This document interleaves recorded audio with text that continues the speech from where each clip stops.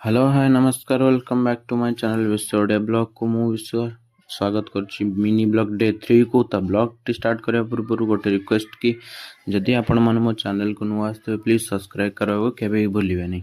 चलतु आरंभ करदे डे 3 ब्लॉग को। तो ब्लॉग देखिपे कि जेहेतु आज कार्तिक पूर्णमी एंड दिन था तो डंगा बसई आसापी मोर टे लेट होता। तो देखो केते सारा लोक मंदिर सब फेरले ठाकुर दर्शन करी तो मुझे चलती बर्तमान ऑफिस।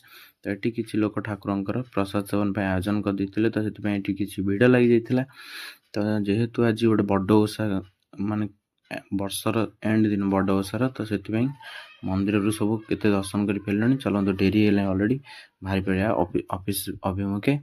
तो ये हूँ आज कार्तिक पूर्णमी सूर्य महाप्रभु केते सुंदर लगुंट। तो देखिए बहुत खुशी लगला। तो चलते फटाफट एंट्री करिया ऑफिस को गला भितर देखिए जेहेतु गाड़ी पलैला तो ये सब रिसीव चलती। तो पिला माने सब काम लगी जाइए। मॉर्निंग व्यू एमती ही थाए आम ऑफिस जेहेतु पार्सल सब आसता है ना अनलोडिंग होता है। तो यहाँ हूँ आम जगह। तो ये किसी पार्सल भी आमर आसी पड़ी सारी।